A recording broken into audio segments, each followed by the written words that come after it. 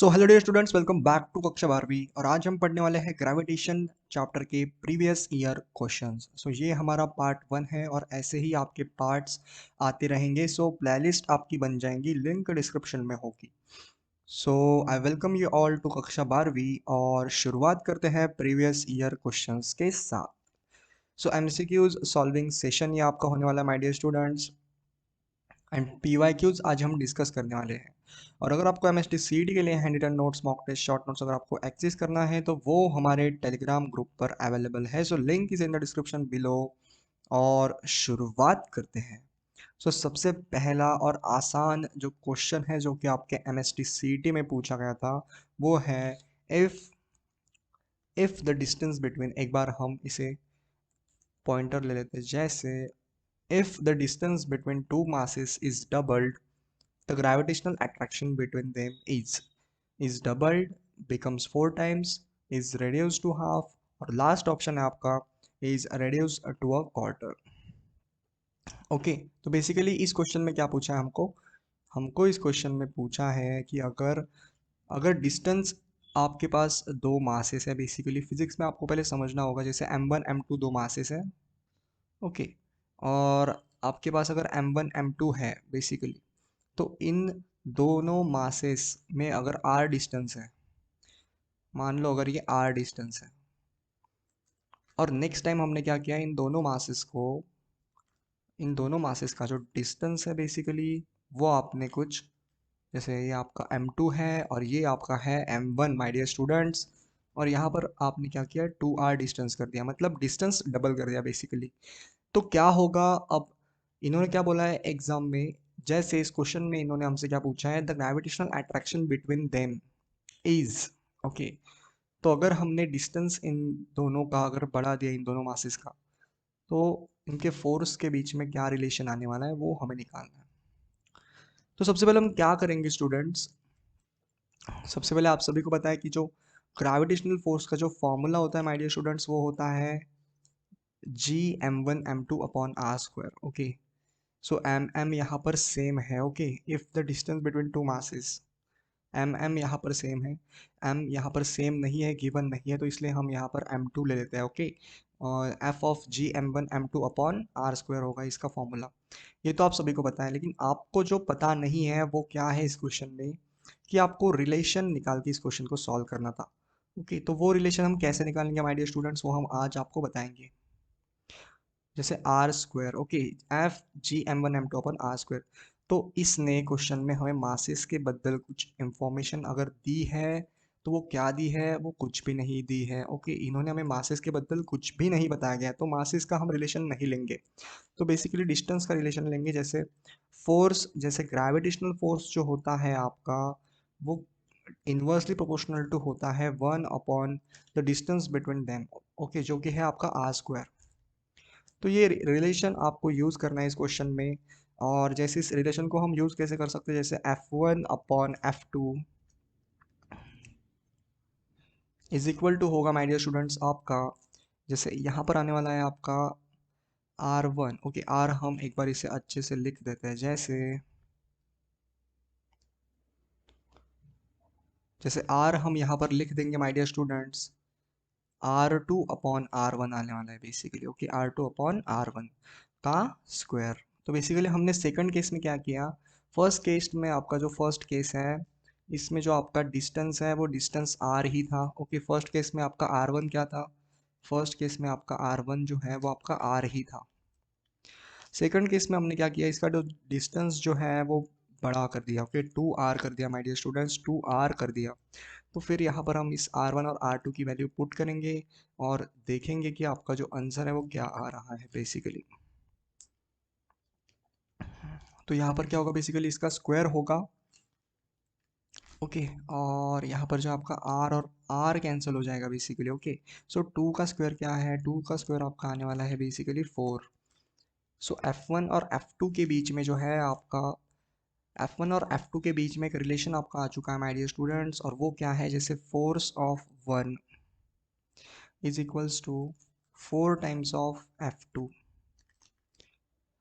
But F2 हमें चाहिए इस केस में, और वो क्या होगा, f1/4 होगा, मतलब ये जो है आपका आंसर आने वाला है my dear students. This is the answer of our question.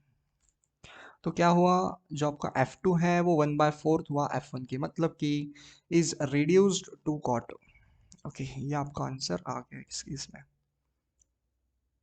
सो इसे मार्क करेंगे जैसे इज रिड्यूस टू 4 हो गया है। ओके, 4 टाइम्स नहीं हुआ है कभी भी, ये आपको क्वेश्चन एक बार अच्छे से पढ़ना चाहिए। बिकम्स 4 टाइम्स कभी नहीं होगा, रिड्यूस टू क्वार्टर ये होगा आपका। तो इसी के साथ हम बढ़ते हैं हमारे अगले क्वेश्चन की तरफ माय डियर स्टूडेंट्स। सो अगला क्वेश्चन भी आपका बहुत इजी है, इसे हम इजी बोलेंगे, जैसे मॉडरेट टू इजी हम किसी भी क्वेश्चन को पहले सबसे पहले रेटिंग देते हैं। ये आपका जो क्वेश्चन है ये मीडियम टाइप आप बोल सकते हो, जैसे एम। ओके, और फर्स्ट वाले जो क्वेश्चन है, फर्स्ट वाला जो क्वेश्चन है इसे हम इजी बोल सकते हैं, इसे हम इजी रेट करेंगे। आपके जो क्वेश्चंस के जो सॉल्यूशंस है वो आप डिस्क्रिप्शन में देख सकते हैं, पीडीएफ अपलोड हो जाएगी। ओके, ड्राइव की जो लिंक है वो शेयर कर दी जाएगी। बेसिकली सेकंड क्वेश्चन की बात करें माय डियर स्टूडेंट्स, तो सेकंड क्वेश्चन में होता क्या है। So two particles of equal masses go round a circle of radius R. Okay, दो मास है, m1 होगा यहाँ पर m2 होगा, वो एक सर्कल के बीच, सॉरी एक सर्कल में वो राउंड कर रहे हैं, जैसे रोटेशन कर रहे हैं। Okay, goes round a circle of radius R, और सर्कल की रेडियस क्या है, रेडियस है उसकी r, under the actual under the action of their mutual gravitational attraction, then the speed of each particle is, then the speed of each particle is। हमें speed निकालनी है my dear students, हमें speed निकालनी है। सबसे पहले हमें जो हमें क्वेश्चन में दिया है वो तो हमें एक रफ डायग्राम के जरिए हमें बताना होगा कि हमसे पूछा क्या है। तो ऐसे आपका m1 होगा, to particles of equal mass. Okay, यहाँ पर m है, ओके, और यहाँ पर भी आपका m है, और इन दोनों के बीच में क्या होगा, जैसे जैसे आप सभी को पता है कि ये एक सर्कल में रोटेशन कर रहे हैं, और वो जो सर्कल है उसकी जो रेडियस है वो आपकी कौन सी होगी माय डियर स्टूडेंट्स।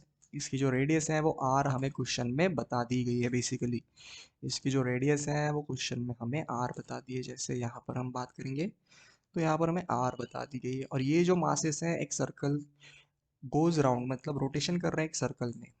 ओके, इसी को हम क्या कहते हैं, under the action of mutual gravitational force. Basically यहाँ पर हम इसे राउंड कर देते हैं, जैसे इस तरीके से m है आपका, और इस तरीके से आपका है दूसरा m है जो कि इक्वल मासेस है।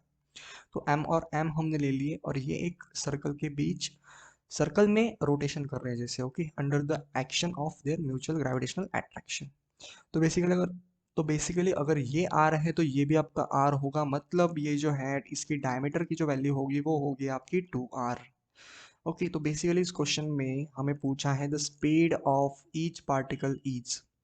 तो सबसे पहले आप सभी को पता है, अगर अगर ये दोनों अगर ये दोनों पास में हैं तो इनके बीच में कौन सा ग्रेविटेशनल फोर्स होगा, जैसे इनके बीच में कौन सा फोर्स होगा, तो इन दोनों के बीच में होगा ग्रेविटेशनल फोर्स, जिसे हम एफ जी बोल सकते हैं बेसिकली। और एफ जी आप सभी को पता है कि वो आपका होता है एफ एफ आपका होता है, जैसे F is equals to g m1 m2 upon R square होता है basically my dear students. F is equals to g m1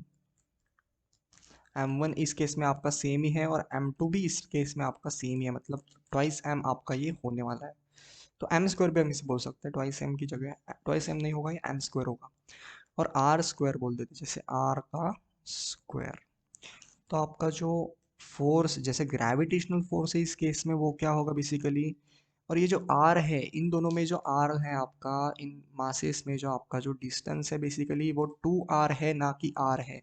कई बार यहाँ पर बच्चे क्या कर देते हैं, यहाँ पर गलती कर देते हैं बेसिकली, यहाँ पर ये डिस्टेंस r ही रहने देते, तो इसीलिए उनका जो ऑप्शन है वो गलत मार्क हो जाता है बेसिकली। तो यहाँ पर हम 2r का जो स्क्वायर करने वाले हैं, यहाँ पर 2r, बिकॉज इन दोनों मासेस में जो डिस्टेंस है वो है आपका 2r का स्क्वायर होगा, और यहाँ पर क्या होगा आपका g होगा, और m का स्क्वायर होगा बेसिकली। क्यों, क्योंकि m और m सेम है यहाँ पर।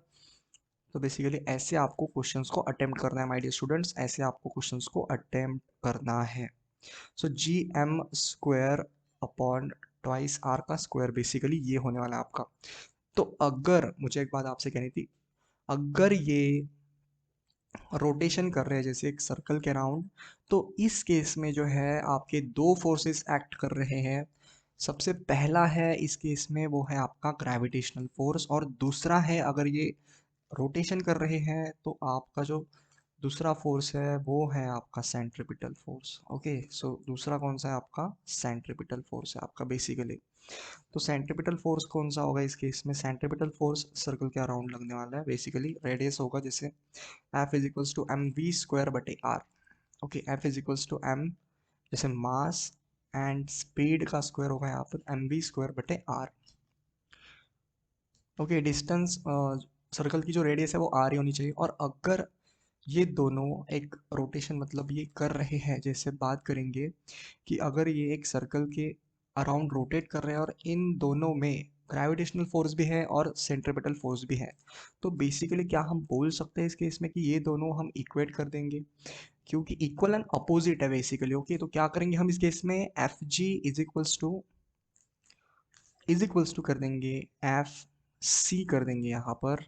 और यहाँ पर जो है हम इसे एक बार लिख देंगे अच्छे से बेसिकली, जिससे कि आपको तकलीफ नहीं होनी चाहिए नोट्स पढ़ने में। जब आप नोट्स पढ़ेंगे यार हमारे, तब आपको पता चल जाएगा कि यार ये हमने यहाँ पर यूज़ किया था बेसिकली। तो F G is equals to F C हम कर सकते हैं, जैसे gravitational force is equals to centripetal force कर सकते हैं। तो यहाँ पर क्या होगा my dear students, G M का स्क्वायर होगा बेसिकली यहाँ पर। ओके, और यहाँ पर क्या होगा माय डियर स्टूडेंट्स, यहाँ पर होगा एम वी स्क्वायर बटे आर। ओके, और यहाँ पर आपका जी एम स्क्वायर बटे 4r स्क्वायर होगा, जी एम स्क्वायर बटे 4r का स्क्वायर। तो यहाँ पर हम एक बार जो कैंसिल होता है वो हम कैंसिल कर देंगे, और जो कैंसिल नहीं होता है वही आपका आंसर हो जाएगा माय डियर स्टूडेंट्स। तो यहाँ पर हम m और m को कैंसिल कर देंगे, यहाँ पर r और r को कैंसिल कर देंगे, और जो आपका v है वो आपका v आने वाला है माय डियर स्टूडेंट्स। वो आपका आने वाला है जहाँ, जैसे यहाँ पर हम इसे रूट में ले लेंगे, तो यहाँ पर जो है आपका m रहने वाला है m, और r आपका रहने वाला है, मतलब कि यहाँ पर जो है आपका आंसर जो है वो आपका आने वाला है 1/2। जैसे इस 4 का रूट हम ले लेंगे तो वो 2 आने वाला है माय डियर स्टूडेंट्स। और जी एम जो है आपका बेसिकली वो रूट के अंदर आएगा, जैसे जी एम बटे आर आने वाला है बेसिकली आर। तो ये आपका क्वेश्चन का आंसर है बेसिकली, तो ये आपका क्वेश्चन का आंसर है।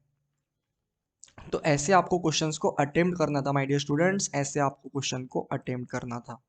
तो इजी क्वेश्चन थे बहुत, और नेक्स्ट सेशन में हम और क्वेश्चन सॉल्व करेंगे। जैसे ये वाला जो सेशन है ये बहुत बड़ा हो गया है, और इस सेशन में हमने दो क्वेश्चंस बहुत अच्छे से डिस्कस कर लिए, और नेक्स्ट हम डिस्कस करेंगे यार important questions in rotational motion. Okay, rotational motion. Okay, circle के अराउंड ही आपके घूम रहे थे, और हमने यहाँ पर इनके फोर्सेस जो है वो इक्वेट कर दिए बेसिकली। ओके, ये आपका आंसर है, जैसे v is equals to 1/2 under root of G M बटे आर। और यहाँ पर जो है हम इसका ऑप्शन भी मार्क कर देते, जैसे यहाँ पर ऑप्शन आपका आ रहा होगा जी एम अपॉन आर, जैसे v is equals to 1/2 under root of G M बटे आर। तो इस सेशन में हमने क्या सीखा यार, इस सेशन में हमने सीखा कि फोर्सेस को इक्वेट कैसे करते हैं, और इस क्वेश्चन में हमने सीखा कि आपका जो फोर्स है वो 4 टाइम्स नहीं होता बेसिकली, वो हो जाता है क्वार्टर।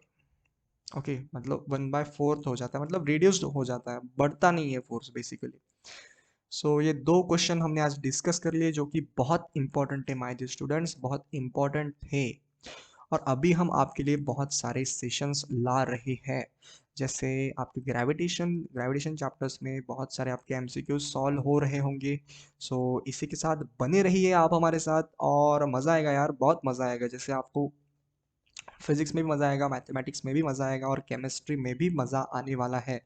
जैसे रिएक्शन सीरीज़ आपकी केमिस्ट्री में चल रही है, और वहाँ पर भी हम उसे कंप्लीट करने वाले हैं, जैसे 30 वीडियोस आपके वहाँ पर अपलोड हो जाएंगे, तो आप वो भी देख सकते हैं। और कंसेप्ट वाइज है सब कुछ, और इस वीडियो में अगर आपको मज़ा आ गया होगा तो आप हमें बता सकते हैं कमेंट सेक्शन में। और इसी के साथ हम समाप्त कर सकते हैं इस सेशन को, और आप भी तब तक के लिए आगे बढ़ते रहिए। All the very best my dear students, all the very best.